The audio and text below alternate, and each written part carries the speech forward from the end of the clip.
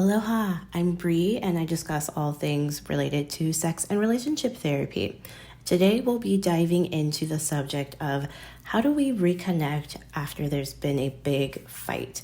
And my blog title does specify long distance. However, there is some good information in there that can pertain to those who are not necessarily technically long distance. Let's get into it. Now that you've had the chance to calm down after a huge blow up with your significant other, you might be wondering how you can do some damage control. You've been anxiously checking your phone, but there are no new notifications or missed calls from your partner. Do you give them space? Should you reach out first? Can things be repaired? The answer to all of those maybe not so hypothetical questions is it depends. However, there are some situations where you shouldn't try to reach out to someone. Examples can include but aren't limited to if the other person stated in any way that they no longer wish to have contact with you, if they told you that they would reach out first, if they mentioned that they will be getting a restraining order, or if they already have one.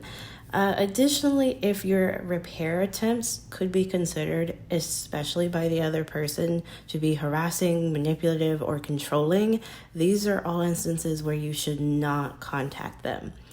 Although, if there has been an understanding that both of you will willingly communicate later, feel free to keep reading. Or, well, in this case, listening. So, ideally, though, whether you decide to reach out first or give them space, the goal or aim is that you're making those decisions in moments of calmness. So, step 1. With that being said, are you feeling calmer? If not, what do you need to do to get to that headspace? Step 2.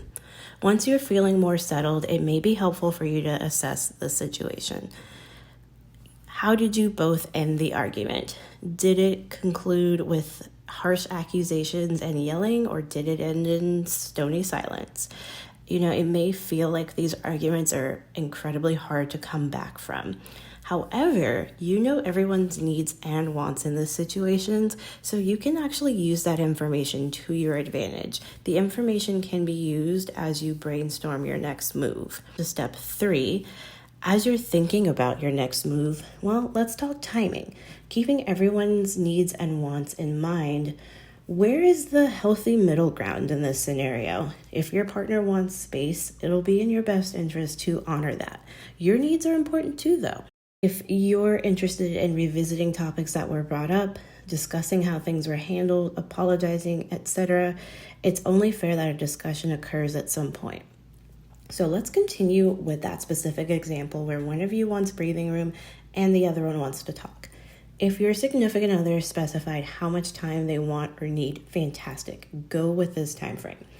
If they didn't, though, well, let's think. Do you have anything from the past to reference in terms of how much space they need?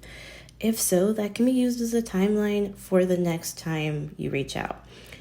However, if they've neither given you an estimate nor a sense of how much space they need, and there's nothing in the past that could serve as an indicator, you have some options. You could reach out a day or two later during moments of calmness and acknowledge that you want to respect their earlier request for space, but you're uncertain how much time would be helpful for them.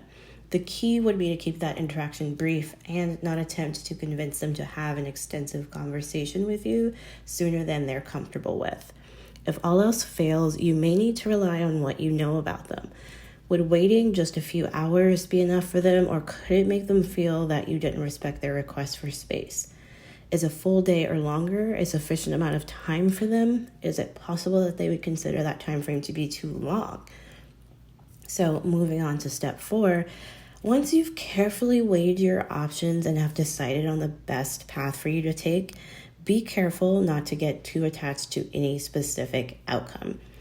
Just because you've thought things through, attempted to reconnect, maybe you feel like you've improved your communication this time around, etc., doesn't mean the other person has done that exact same work, and it doesn't mean that they are ready to receive what you have to say. There's also the possibility that even though you've been working on your approach to communication, they haven't been.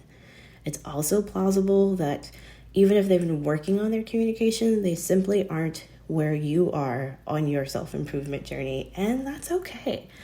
It may not feel like it now, but everything will play out as it's meant to, even if it's extremely difficult at the time. That's all for now, and I appreciate you so much for watching and for giving me some of your time today. Take care. Until next time.